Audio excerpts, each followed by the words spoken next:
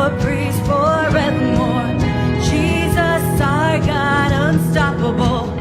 Nothing shall be impossible. Your kingdom reigns unstoppable. We'll shout your praise forevermore. Jesus, our God, unstoppable.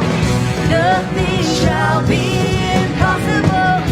Your kingdom reigns unstoppable. We'll shout your praise forevermore. Jesus, our God, unstoppable.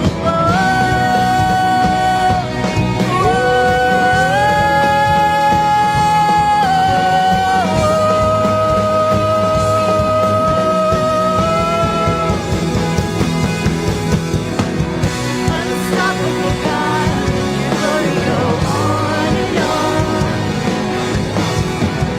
Impossible things in your name, they shall be done. Unstoppable God, let your glory go on and on. Impossible things in your name, they shall be done.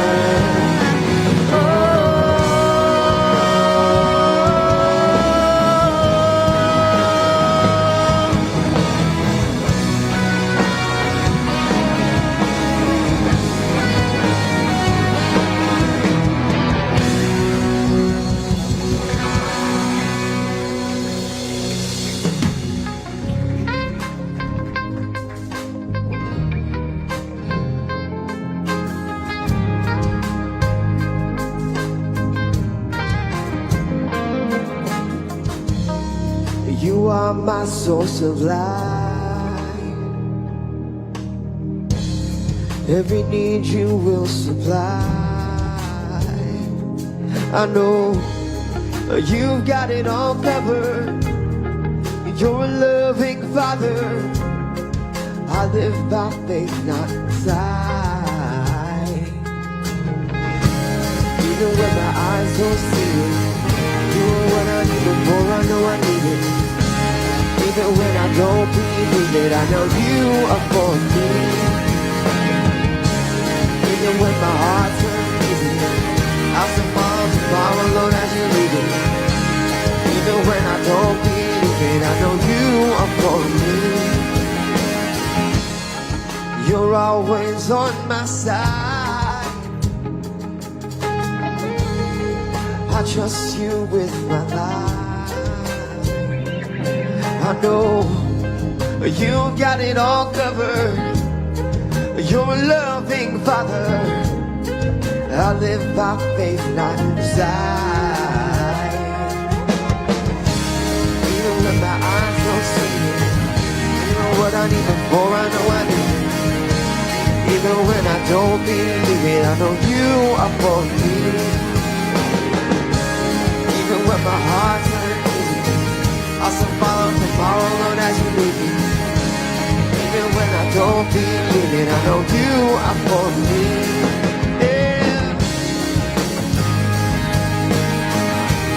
Lord, I know that you are for me.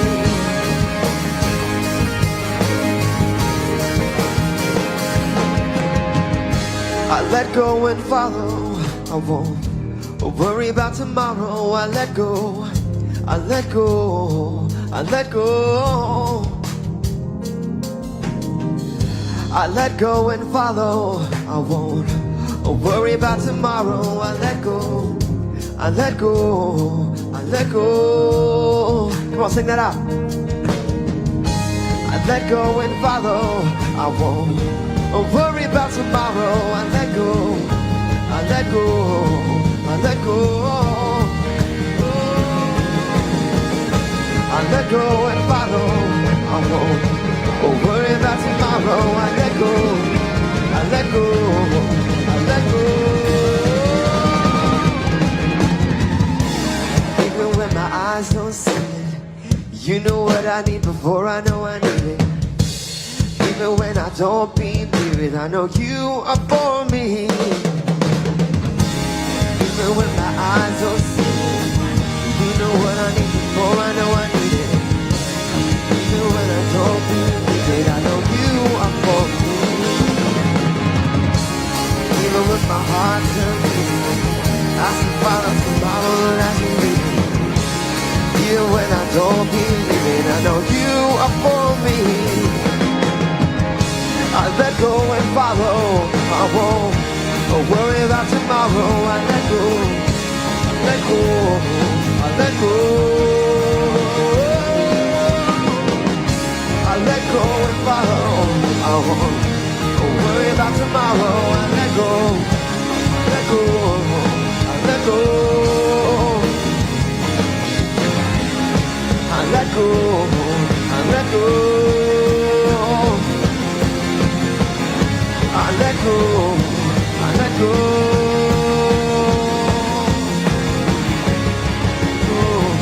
I let go.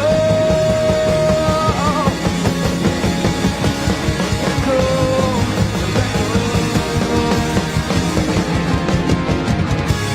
Even when my eyes don't see what I need before I know I need it. Even when I don't believe it, I know you are for me.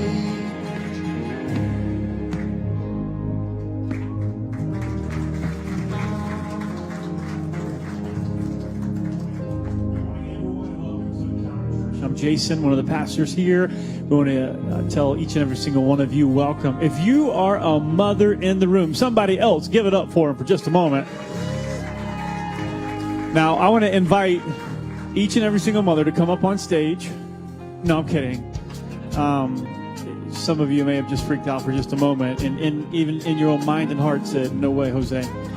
Now, we want to honor each and every single one of you that are here with us. So happy Mother's Day today. Again, welcome to Encounter Church today. We're going to continue in a series. Our pastor is going to come in just a few moments after we sing another song together to lead us. He might just have a birthday today, so give him some love on the way out of the room today. And so happy birthday to Pastor Chris today. But also, we want to tell you, if you're a first-time guest, I've had the chance already to meet several of you. Thank you for choosing to be at Encounter Church. We'd love to know that you're here. We have an app that will serve not just you, but every one of us. You can follow along in the message. You can submit a prayer request. You can sign up for some of the things that you might hear about even today. It's encounterchurch.com/app. Once you download that, you can hit connection card and fill that out. Let us know that you're here. Also, you can fill out the tear-off portion of the handout you received when you came in the door, and later in the service, put that in the offering basket.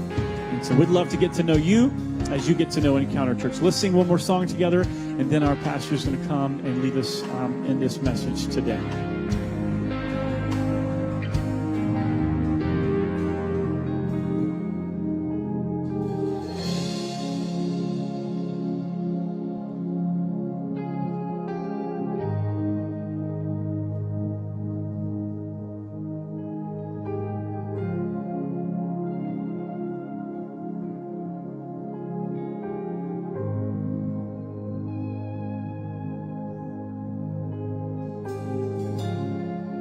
Walking around these halls, I thought by now they'd fall, but you have never failed me yet.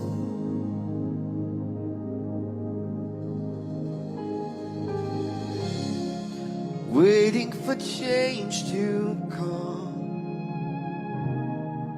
knowing the battle's won, for you have never failed me yet.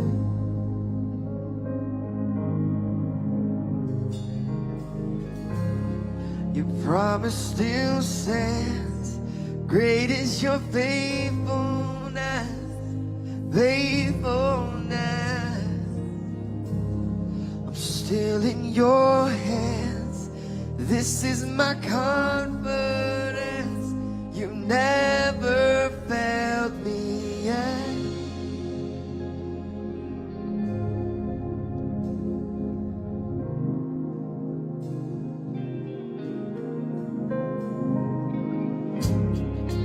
I know the night won't pass, your word will come to pass. My heart will sing your praises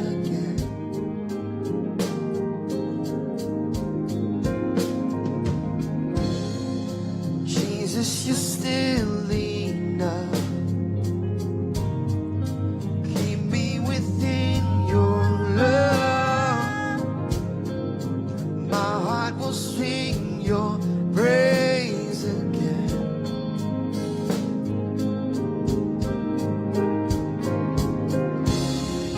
Promise still stand.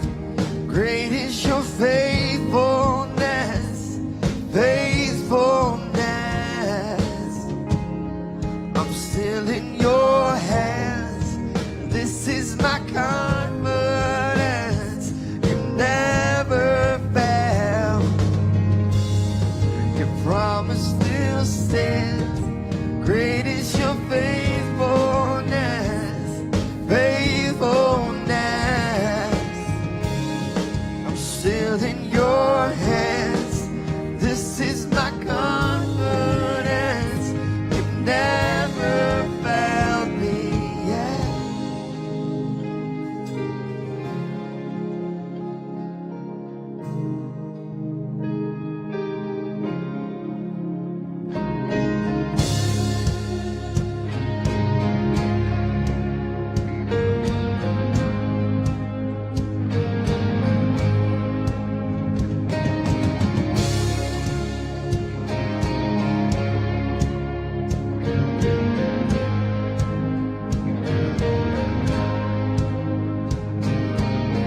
I've seen you move, come move the mountains, and I believe I'll see you do it again.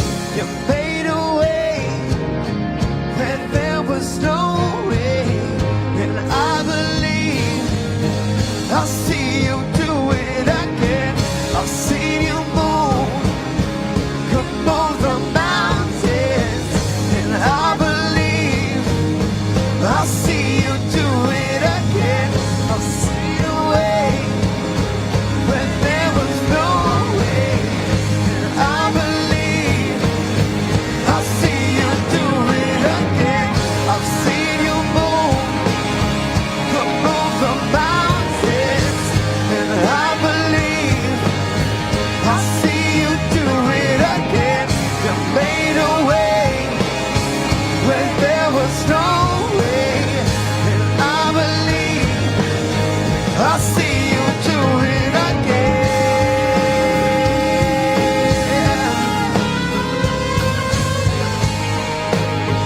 Oh, I'll see you do it again.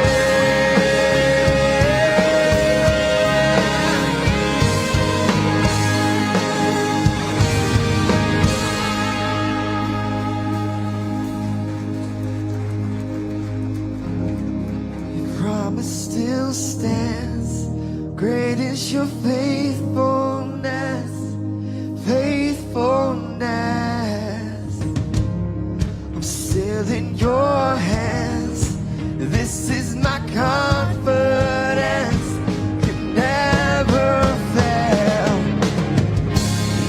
Your promise still stands. Great is your faithfulness, faithfulness. Still in your hands. This is my confidence. You never failed me yet.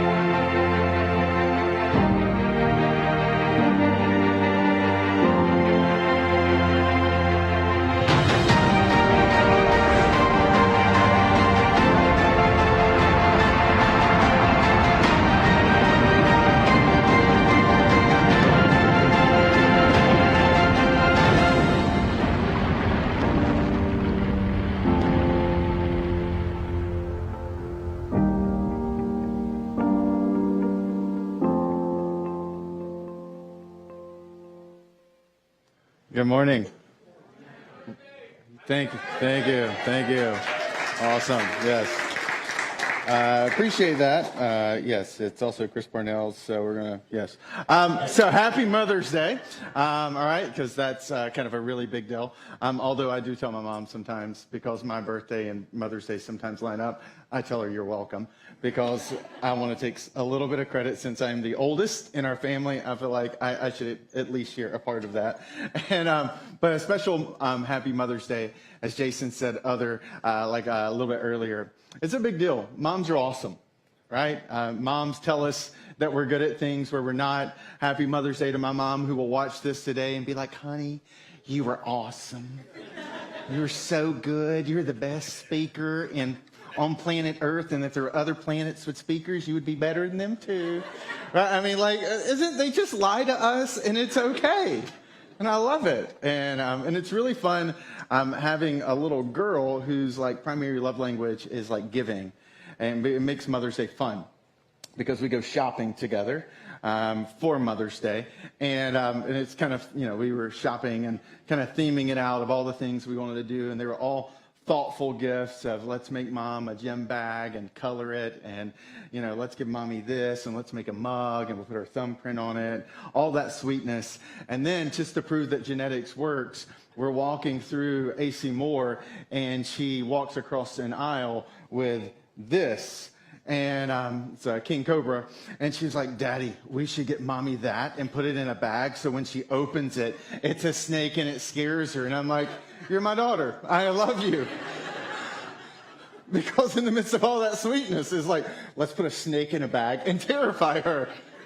And the fact that she held this gift till last so that Jenny could have this build up. So each gift was like, oh my goodness, this is so nice. And then the next, oh, this is so sweet. And then it's like, so this is like this growing crescendo of gifting to Jenny. And then she's like, let's put this in last. And I'm like, you are so sneaky and so mine. And I love it. And so the kind of lesson, if you see anything bad today, it's totally the Father's fault, okay? So if that's any takeaway from today's message, you got it, right? Anything wrong today, Dad's fault. Okay, today we're going to continue a message that we started last week. It's a message that you've provided the content through your questions. Last month, I kind of sent out a questionnaire and said, hey, what are some of the questions that you have? What are some of the doubts that you have? What are some of those kind of deeply like shaking core kind of questions that rock you? And today's question, it was the biggest single response. It was deeply moving, actually, reading the series of questions around this specific struggle, because you didn't just ask the question, you gave me the circumstance around the question. And I appreciated, for those who sent it in, I appreciated your vulnerability, and I appreciated your willingness. And so today, I just wanted to honor you, so many of you who asked this one question. And to start, I want to take you to a Chinese newspaper that came out this past week that told a story about a woman in the Shaanxi region who bought a Japanese Spitz puppy for $190. It's an adorable, cute little puppy. And she took it home and she began to raise it. She noticed there were some things early on that just didn't make sense. This little adorable puppy he never barked. And as he got older, his fur started to thicken and his tail was growing longer than what it should have been. Other dogs seemed to be terrified of it, and the puppy stopped eating. And so naturally, this woman who'd spent $190 on this puppy started to get concerned and began to kind of seek some outside counsel. And in the course of pursuing kind of like some advice for why my dog is stopping to eat, she discovered that she had not bought a puppy, she had bought a fox. And that over the course of a series of a few months, this little tiny adorable Japanese Spitz puppy grew into what it really was, which was a white fox. And it's kind of the shock of that moment. We're realizing I can't raise a fox. That's dangerous. And so having to give it away to a zoo, because that's about the only place you can take a fox that has been raised by a human. And when I was reading that story, I was thinking about your question, the question that so many of you asked. And I realized that story is a lot like your question. It's a lot like life, in fact, if you really think about it, that you start off in a relationship, you think it's a puppy, and then one day you wake up and you look beside you and it's a fox. right? I mean, and not a good kind of fox, not like my wife, Fox. I mean, yes. I mean that completely, totally shocking reality that life didn't turn out the way you thought it would. Where what you are staring at, whether it's in a job, whether it's in a relationship, whether it's in your finances, what you thought you had figured out completely hits you. And you realize you're staring at something far more terrifying and far more evil than you ever imagined. But life has a way of doing that. And that was kind of the heart of your question, was why? Why in the world does things happen in this world? Why do they happen to me?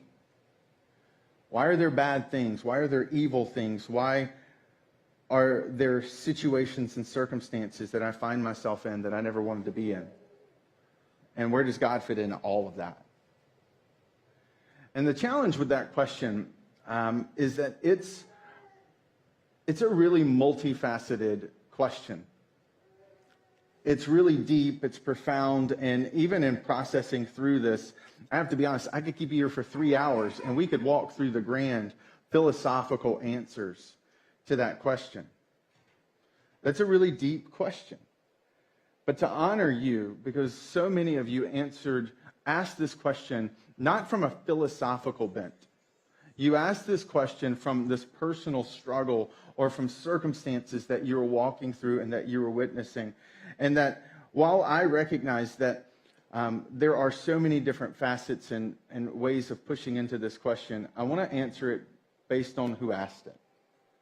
And honor those people in the midst of their struggles who are willing to voice their doubts and their concerns. Which means there are going to be philosophical things I don't touch because I'm going to gear towards the personal side of the question.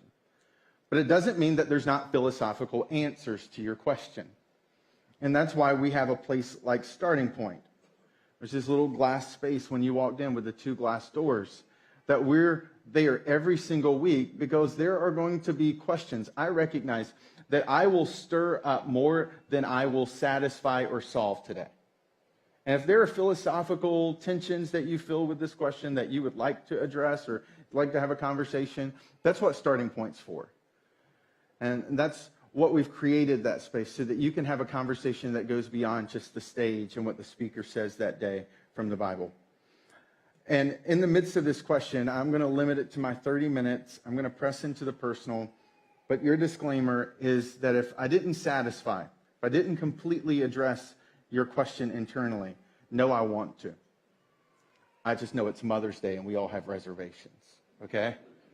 And so I'd love to talk to you right after. And to kind of start, I want to take you to a place, because here's the thing. You did not just discover this question. This has been a question that people have struggled with for a very, very long time. This has been a question that humanity has wrestled with. And I want to take you to a place where your very modern question is being asked. A moment that Jesus steps into where that question is completely present through multiple people. And in the midst of that moment, I want us to pull out the answer to the question around why. And to discover and to unpack what that person and that perspective can bring. The story is found in John chapter 11. And just to kind of set the backdrop, there are 4 biographies in the life of Jesus found in the New Testament: Matthew, Mark, Luke, and John.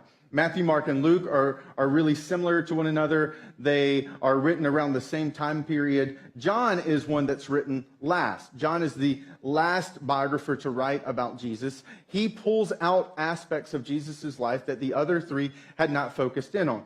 The reason why is because the first 3 write their books within kind of a short time frame right after Jesus is risen from the dead. There's a lot of kind of pertinent questions. There's a lot of explanation about the what and the how of this thing called Christianity, but a lot of the why questions weren't addressed. So what happens is that these disciples are so aggressive, they are so ready to go out and tell the whole world what they have experienced and what they have personally witnessed, that they're doers. They're not spending a lot of time thinking and reflecting on it. Where that happens is through a guy named Paul, who writes a majority of the New Testament, and through a guy named John. John, towards the end of his life, had a very close relationship with Jesus and realizes that the three accounts, the three biographies of Jesus, answer one level of questions about Jesus, but they don't answer some of the broader questions that people now have who have grown up in Christianity. And so John writes his book or his letter, the Gospel of John, to address this first generation of Christians. Because the first one are geared towards people who never heard of Christianity. John is written in a context where Christianity is now present. And so naturally, there are things that come up in John that wouldn't be found in any of the other books. And the story today is one of those things. John is addressing tensions. John's addressing challenges. John's telling aspects of the story that no one knew. And John tells one of the more famous stories about Jesus in John chapter 11. John tells the story about Jesus and his interaction with this very special family that he had a close relationship with. A family of two sisters and a brother who were prominent, who were wealthy, who lived right outside in a little tiny suburb of the ancient city of Jerusalem, who, because of their relationship to Jesus, hosted him many times whenever he would visit the city. And it's in this kind of context, it's in this backdrop that John 11 comes out of the kind of jumps off. And Jason referenced the app earlier, and inside the app is the message notes. And I've preloaded the passages because there is 44 verses associated with the story I want to share with you today. And in order for the sake of time and the sake of clarity and lasering in on one specific aspect of this question, I've grouped the segments of Scripture that I'm going to read from, and it's already preloaded in that message notes inside the app. And it'll be on the screen behind me.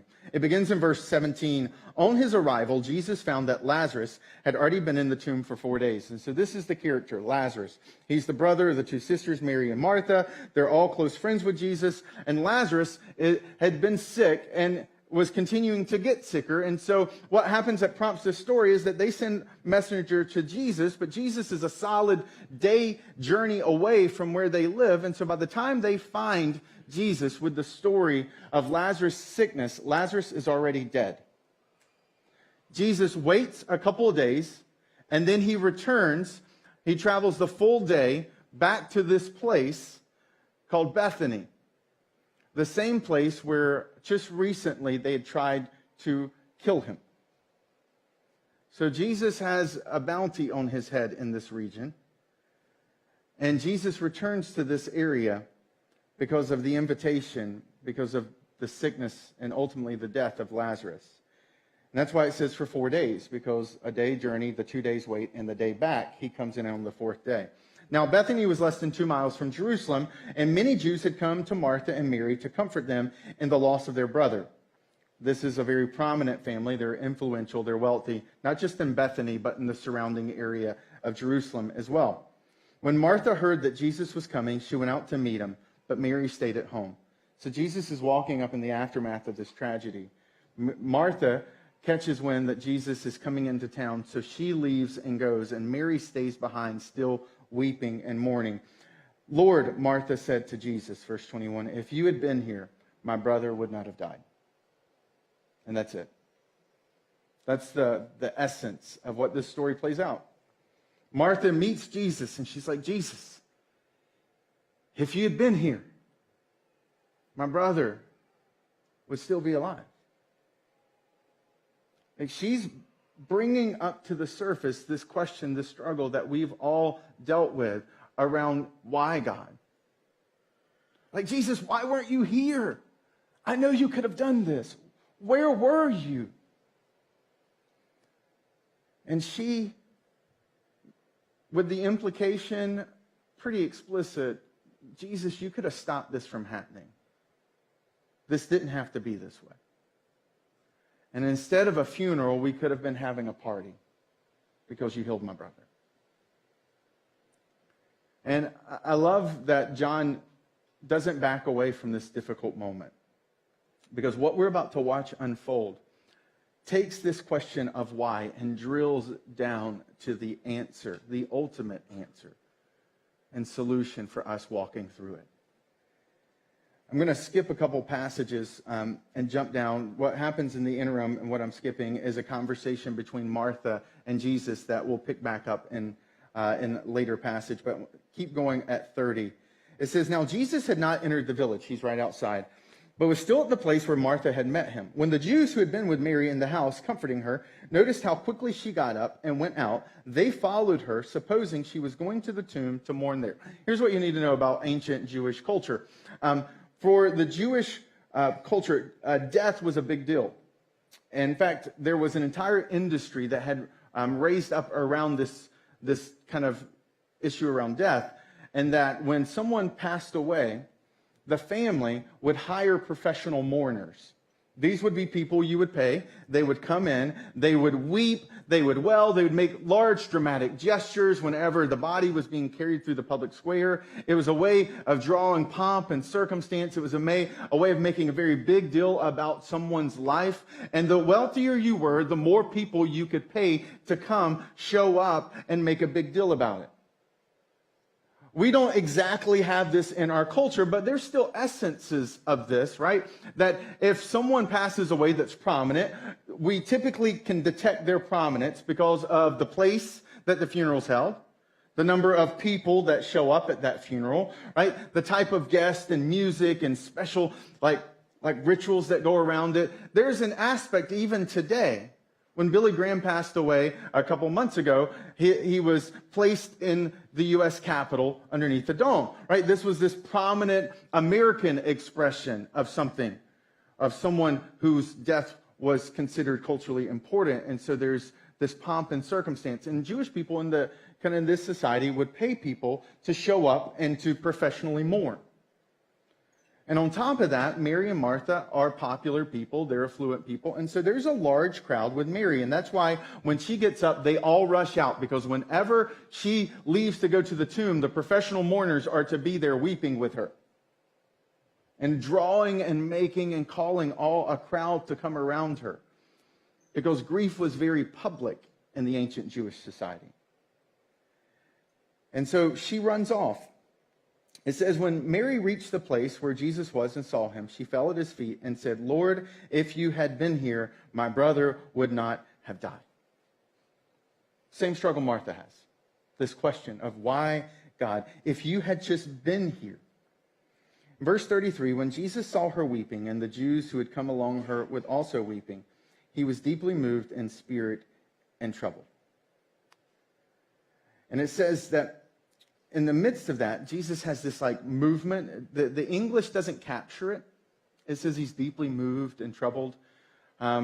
It's not deeply moved and troubled. It's actually a Greek word picture of a horse, the way a horse, when it's really angry, will snort through its nose. Something that maybe you've seen before. It's this really kind of physical expression of intense anger and frustration. It's not deeply troubled. It's this level of emotional kind of rage internally that few of us see. The only time I think you would, I feel it when I watch the news and I see school shootings. When I watch the lives of innocent kids perish because they just went to school one day. I don't know if you feel that when you watch that and it plays out and inside of you something comes up and you just get mad. It's not just sadness, it's an anger. Or like when you see a story of a child abuser, or Boston Marathon bombing, something in you is like, that's not right. It's wrong. And this is what John's trying to capture when he says he's deeply moved and he's troubled. That is what Jesus is feeling. And it says that Jesus in that says, where have you laid him? And they say, come and see, Lord. They replied. And then the shortest verse in the Bible, it says, Jesus wept. Then the Jews said, see how he loved him. But some of them said, could he not have opened the eyes of the blind man who had kept from dying? This man from dying. See, what's interesting is this moment. And in this moment, I just want to camp out for a few minutes. Because in this moment is a lot underneath the surface. One, we see a crowd who is weeping. A crowd who is moved. And what do you hear in the midst of the conversation of the crowd? You hear two things, right? You hear one, oh, look how Jesus loved him. He's crying for him. He's brokenhearted for him. And the subtext of that is, oh, Jesus loved him, but he's good, but he wasn't great. He wasn't able to do and rescue. Lazarus. It's the whole God is good but not great argument in the midst of a tragedy. Oh, I'm sure God is love. It's just, unfortunately, God wasn't able to lift his hand to stop it. And then you've got the other part of the crowd, right? The other ones who, contrast to this group, says, couldn't he have stopped this from happening? Because 2 miles, less than a month before this, a couple months, Jesus is in Jerusalem, just 2 miles away, and they witness this very public, profound demonstration of Jesus healing a blind man. This miraculous thing where a blind man now has sight.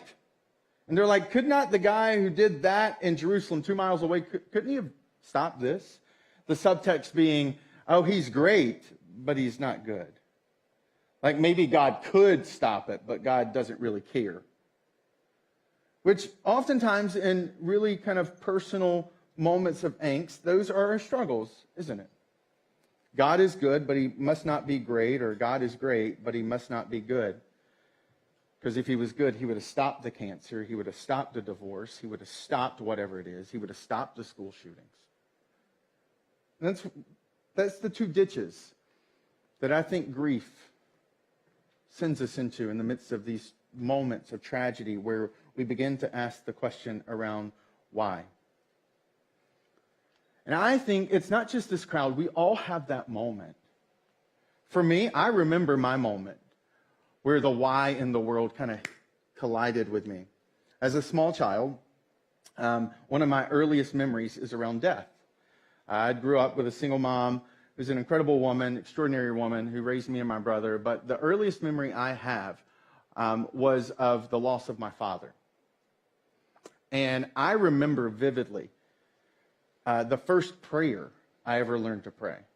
We didn't even grow up in a really religious house, but I remember the first prayer that I really intensely prayed. After my mom would leave the room and it was just me and my tiny little self on the bed with kind of my thoughts and my prayers, I remember praying to God, God, if you're like real, like whatever, whoever, like whatever, could you not take my mom too? You took my dad. But if you take my mom, I don't know how I'll do this. I'll be all alone. Please, please, God, don't take my mom too. I prayed that every single night from a preschooler into a preteen year. Because then you become a teenager and you're like, God, you start kind of making some deals. Like, I'm not saying you got to get rid of them, but like an island, paradise, distant. But like up until that preteen season, every single night I would pray that. Because I realized, like that was that moment for me that obviously, if you were able to take my dad, you must be able to take my mom too. And I don't know if I trust you, and I don't know if I know you, and could you just like hold off on that if you're planning to? And that was coming from this little tiny heart, 5-year-old boy, begging God every night. And I recognize that may be my moment, but you have a moment too. Maybe your moment happened when you stepped into your teenage years and you realized that other teenagers are just straight up mean. And the way that the first time you encountered a bully and the things that she said or he said to you. Or maybe for you, it was the first time you sat in a doctor's office and it wasn't a physical, it was a prognosis that had a far terrifying word attached to it, like cancer. Or maybe it was the first time you realized that Mother's Day would be a holiday, but it would never be your day. We all have those moments where we stare at the reality in front of us and realize that there is a deep and burning pain in life. And I think the purpose of pain is to point us to something. And the challenge with pain is if we're not careful, instead of it pointing us to something, we start pointing fingers at someone. And we start to look for blame. And we start to look for the reason it happened. And this is what plays out in this group, isn't it? This crowd is like, it's his fault. But there's something deeper even in the midst of the weeping. You notice that it says that the crowd is weeping. And then it says that Jesus wept. Now, what's fascinating is, and this is in English, but this isn't written, John writes this in Greek. And the word for weep in Greek, those two words are different. John's trying to make a point that the way the crowd is weeping is different than how Jesus is weeping. He uses a different verb for weep for Jesus. He's like, Jesus is looking at this entire situation completely different from how they're weeping. They're weeping in this loud, expressive, wailing kind of despair. Jesus stands and weeps silently because he realizes what he's standing in front of and what's happening in front of them should have never been there in the first place. You see, this group, they're weeping because Lazarus died young. Jesus is weeping because Lazarus died. And that's subtle, but it's significant. You see, this whole industry, this professional mourners, these people who had shown up because Lazarus had passed away, and this tragedy of a young man passing away early, what they're seeing in their circumstance is different than what Jesus sees in his. Jesus recognizes that what was playing out in front of him was never supposed to happen in the first place. He realized that death shouldn't have been present in this situation, but it was. Let me kind of get a little philosophical. I've never walked through the forest or a safari lands and seen gazelles in support groups because they're prey. I've never seen predators on chat rooms talking about the guilt of still being around when all the gazelles aren't. I grew up around animals, and the thing that surprised me early on is for me as a 5, 6, 7, 8-year-old who wrestled through death at a level and a way, it just seemed to naturally happen in the animal kingdom, and it didn't seem to bother them. I would watch my cat lose a kitten, and she didn't go to grief counseling. She moved on.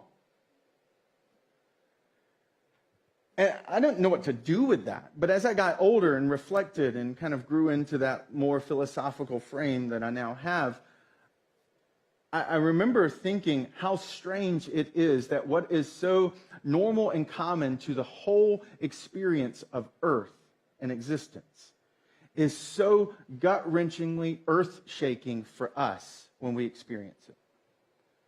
Death is 100%. Like, it's the only guarantee I can give us all in this room is that you will die.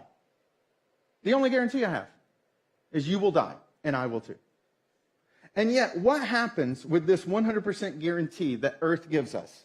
We are caught off guard by it every single time. It's like we're surprised. It's like we're the fish who's surprised because he's wet, because he's in water. But fish never are surprised by the wetness of water, but yet we're surprised by the reality of life. And I think this is where there is this aspect that's a little deep underneath the surface of that Jesus is stepping into reality, and he knows that the world was originally created without death present. Death and grief are so difficult to go through because you and I were never made to go through it. There's a reason you and I recognize death doesn't feel right. We celebrate and we recognize all the other things around life that are common. Eating is essential, breathing is essential. And yet death, this very common thing for us all, catches us off guard every time. A funeral has never felt right for me. Doesn't matter how many I go to. And it's because Jesus recognized that pain can point us to something. Pain has a purpose, and it's to point us, to tell us that something's not right. Your physical pain tells you something's not right. Your emotional pain tells you something's not right. And the spiritual pain of death tells us something's not right too. That the world we were created to live in was meant to live forever, and we were meant to live forever too. It's why you and I are always surprised by time. I'm 37 today. I'm like, when the heck did that happen? I used to have hair and I blinked.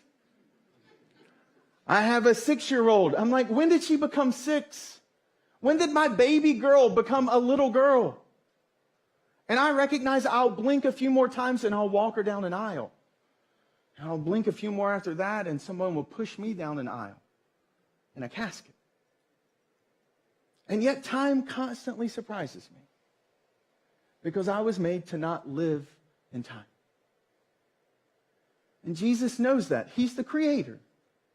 He knows what it was supposed to look like. But what did he do? He created a world with love being the highest ideal.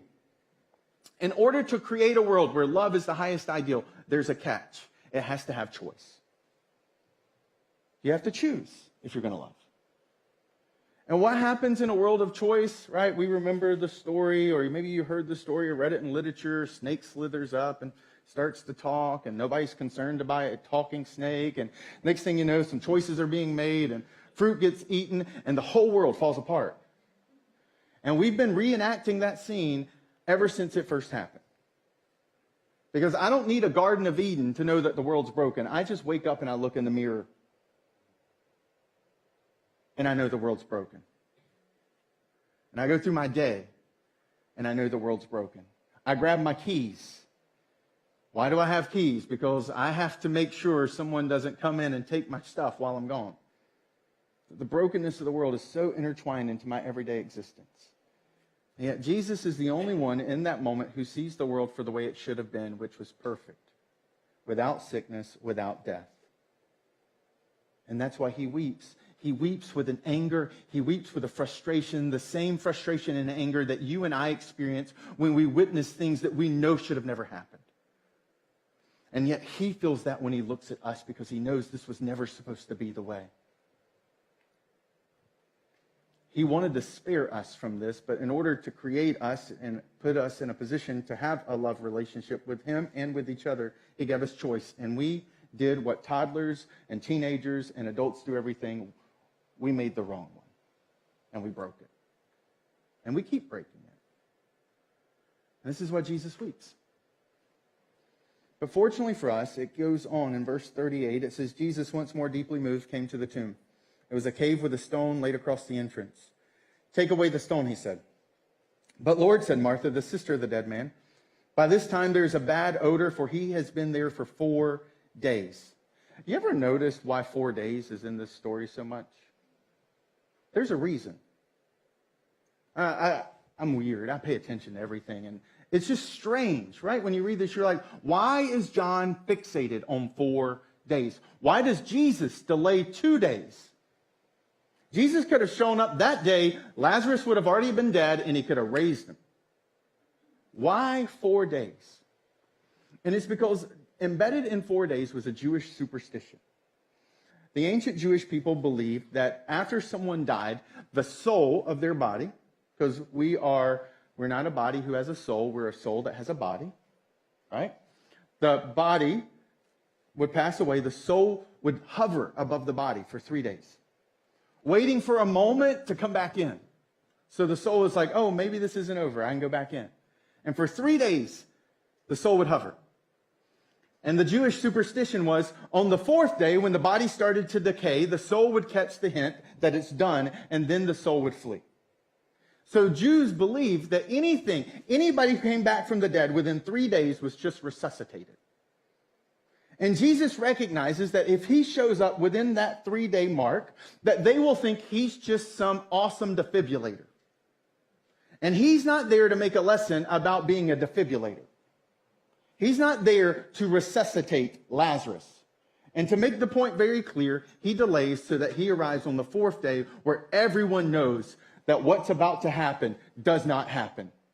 Every single resurrection recorded in the New Testament that you see play out happens within the 3-day mark. And John knows that people could have easily, because at this point, John knows that the rumor spreading about Jesus was that Jesus, he didn't come back from the dead. He was only in there 3 days. That was a resuscitation. That wasn't a resurrection. In fact, look at all the stories that get told in Matthew, Mark, and Luke about the resurrections that happened. They're all within 3 days too. Those aren't resurrections. Those are resuscitations. Jesus did not conquer death. Jesus was a walking defibrillator. And John is wanting to make the point that there's something grander. Jesus is not a defibrillator. He's the defeater of death. And so Jesus delays 4 days, shows up and says, roll back the stone. And they're like, you don't want to do that? It smells really bad. And Jesus says, Martha, right? He's like, did I not tell you that if you believe, you will see the glory of God? Now, here's the thing about glory of God. I know for some, maybe you grew up in church and glory of God has an idea. Maybe for some of you, you have no idea what glory of God means. Glory of God means something in John that it does not mean in any other book of the New Testament. John uses the word glory of God the way I might when Ella was a toddler and she would streak through the house naked. And if you happen to be there, I'd be like, well, there's my daughter in all her glory, right? This idea of glory being revelation, nothing hidden, fully seen, revealed, that idea of glory that we use in our English is what John is doing. That's the nuance that John uses that you see throughout the book of John.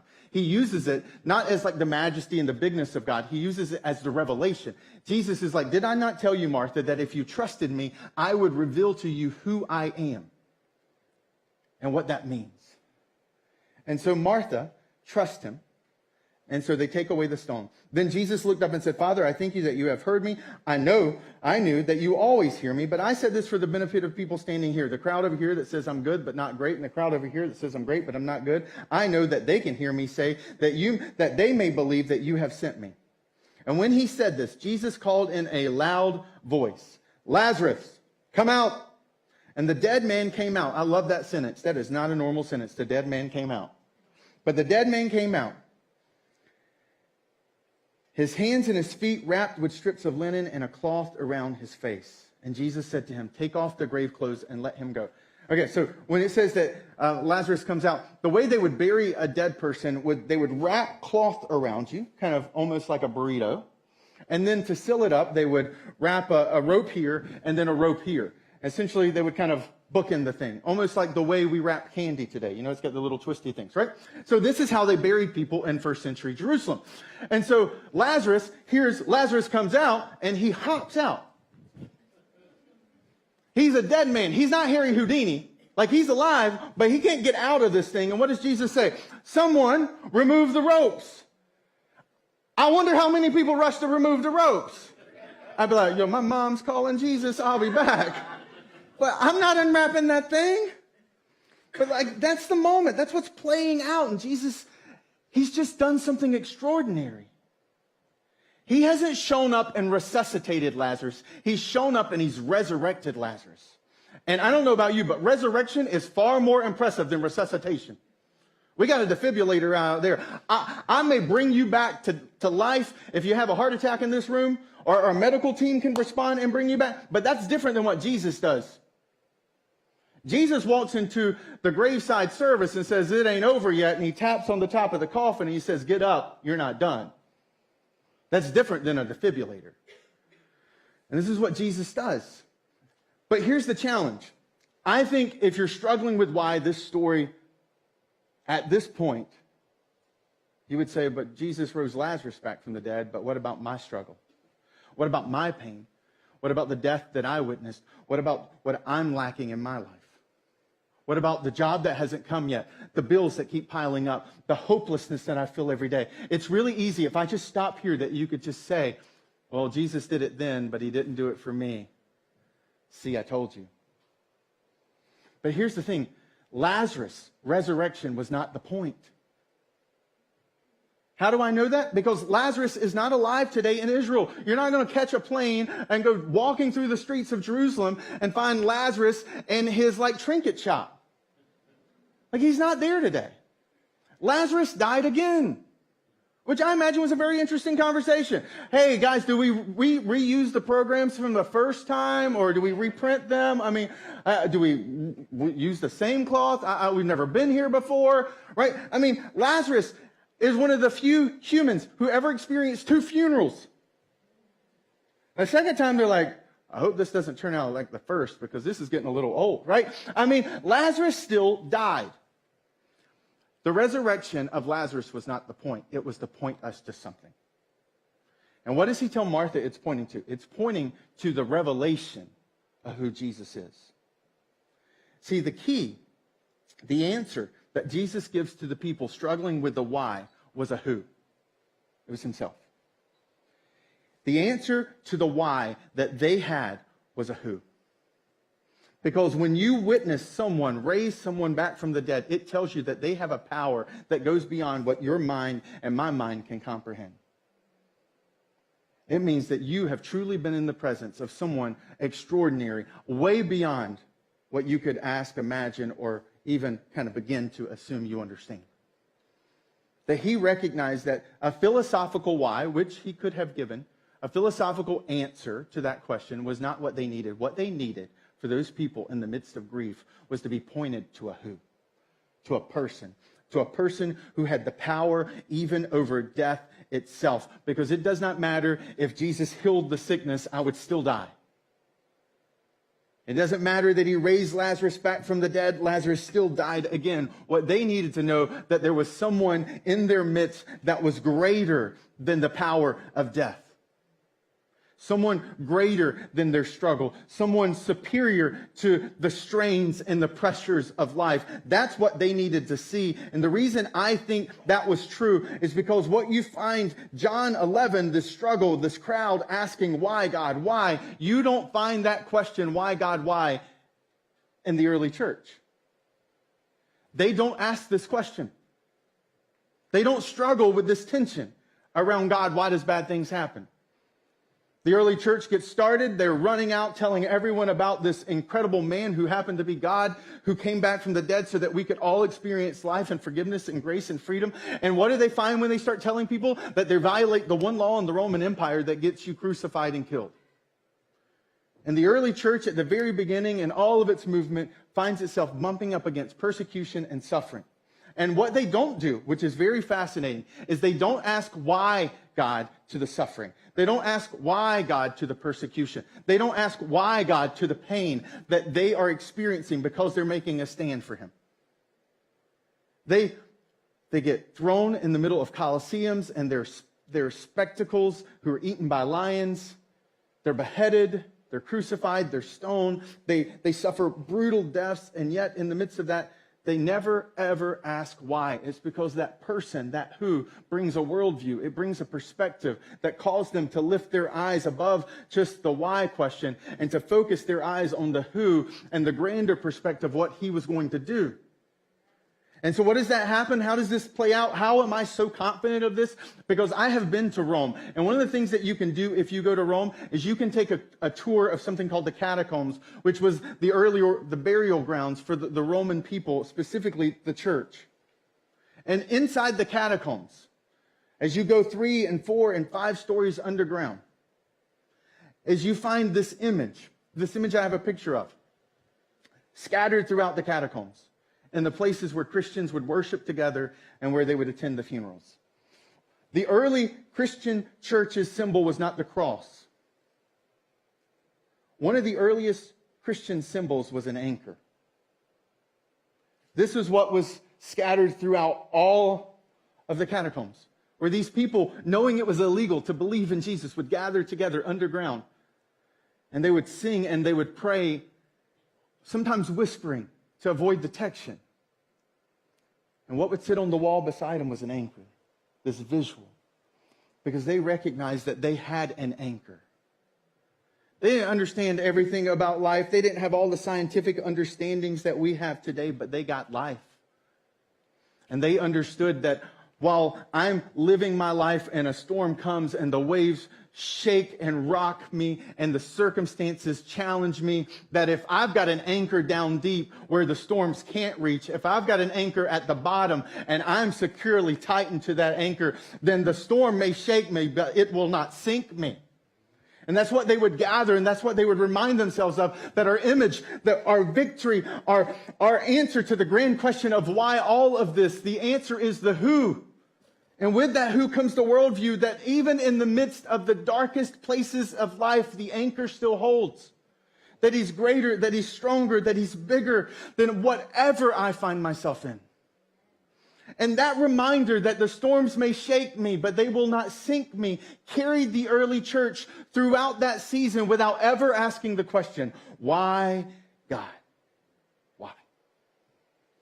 Now, I recognize for some of us, this idea, everything I've shared, you receive it up here, but this challenge for you is this idea around trust and faith that Jesus tells Martha she has to do in order to grab hold of that anchor.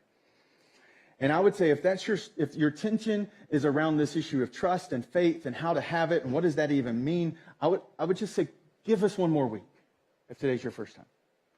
Next week, I'm going to press into this question around trust. I'm going to push into this question around faith and how do you do it. But for those who are still kind of processing through, the answer that Jesus was pointing people to was the who. And the idea that the anchor holds.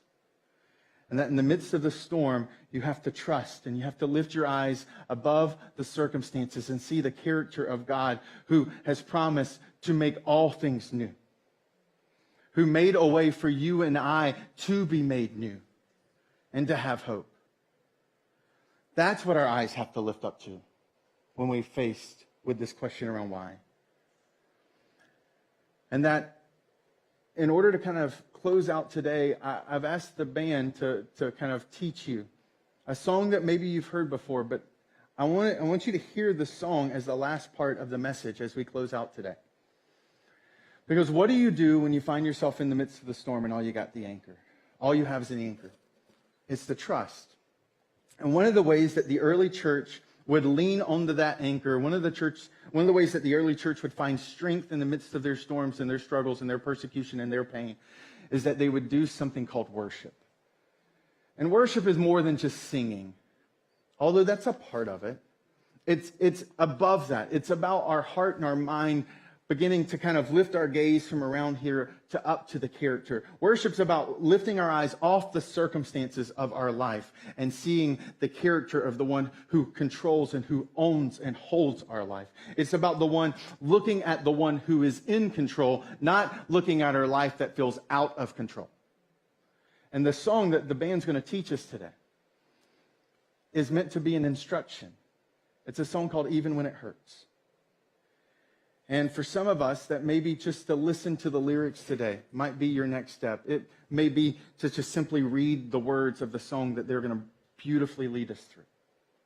For some of us, it may be that your step is just to sing it because you're standing in the midst of the storm and you're going to put your weight on the anchor that holds, even if you're not sure you can hold your own.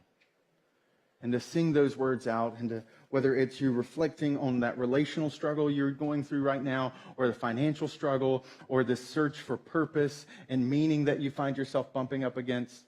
And maybe for some of you, everything is really good, and that's great. And for you in this song, it's just something to file back in your head, or maybe even to say, God, I know there's someone who needs to hear that song today that I know and I care about, and I'm going to send it to them. And for some of you, maybe saying, hey, I want to sign up for this thing called the 112 that starts next week because I want to grow in my faith. I want my faith to be stronger.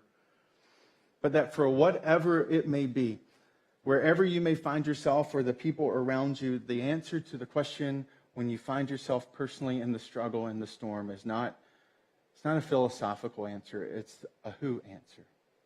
And that we would put our eyes on the person of Jesus, that what we find that comes with it is a perspective that lifts us above the storm we can't control to the one who's in control. Let's pray. God, thank you.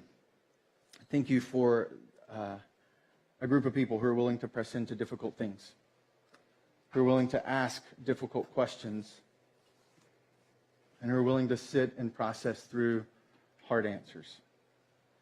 Thank you for the team of people scattered throughout this building right now who create this environment on Sundays where we can find hope and help to every single question life brings.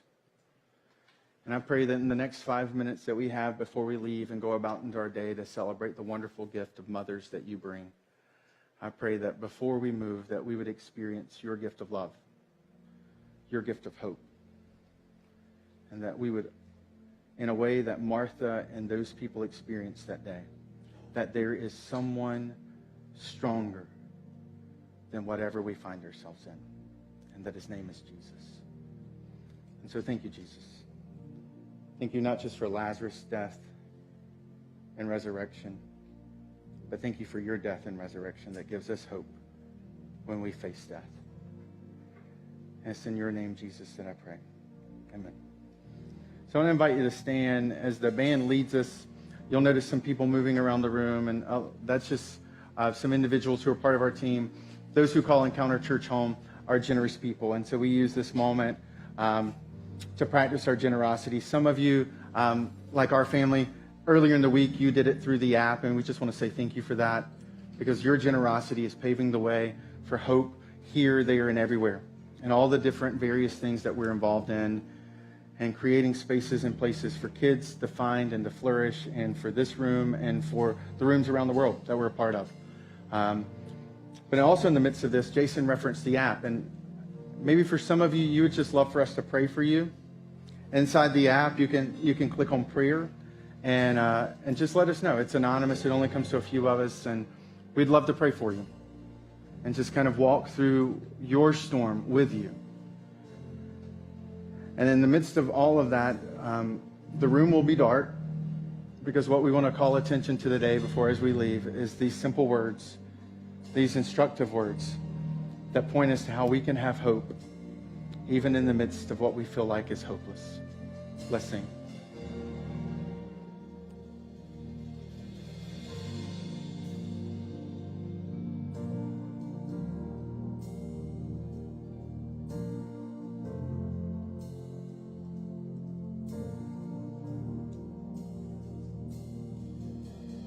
Take this fainted heart.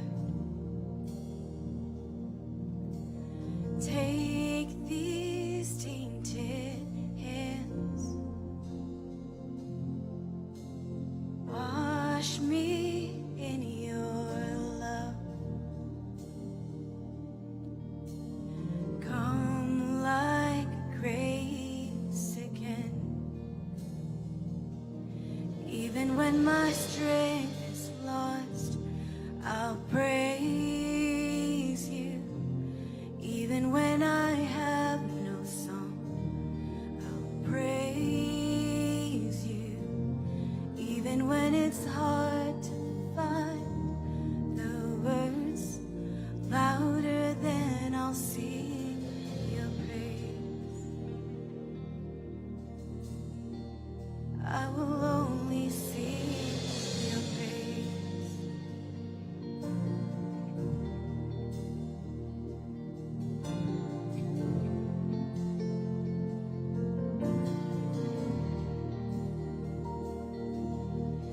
Take this mountain weight.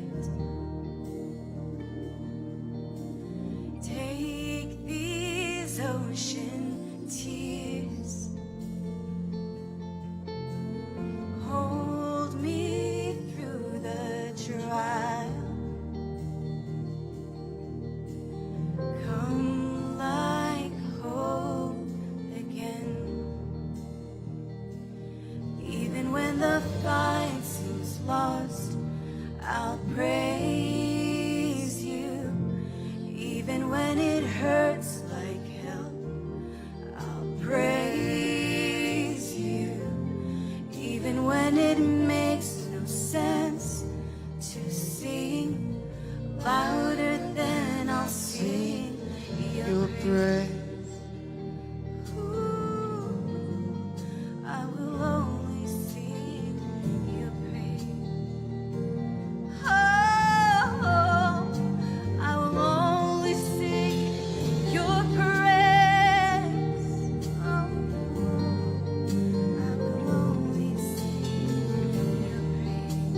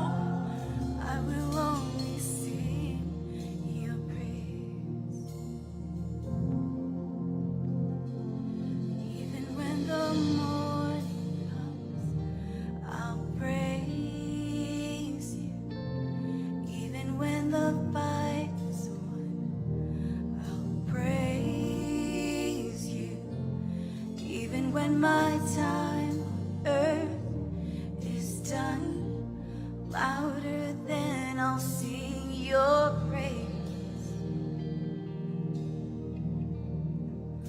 I will only sing your praise.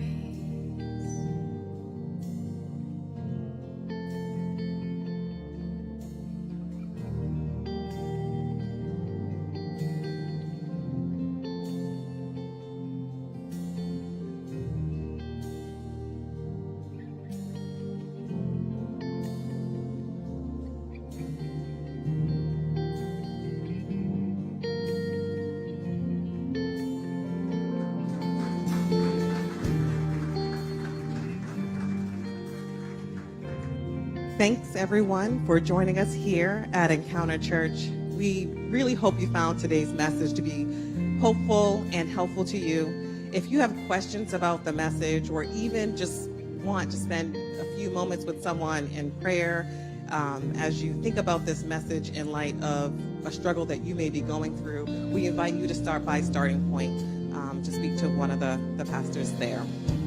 Also, before we let you go, I wanted to just give a few reminders about next Sunday. Next Sunday is going to be a busy Sunday. After service, we are having a Q&A session about baptism, which will be coming up next month. So if you believe baptism is the next step for you and have questions about it, we invite you to stay after church next Sunday to explore that further. And also next Sunday, we're starting off the group, the 112, where we can press into how to really, truly embrace your faith journey and just press into your journey there. So again, please stop by Starting Point. We would love to speak with you. And until then, happy Mother's Day and enjoy the rest of your Sunday.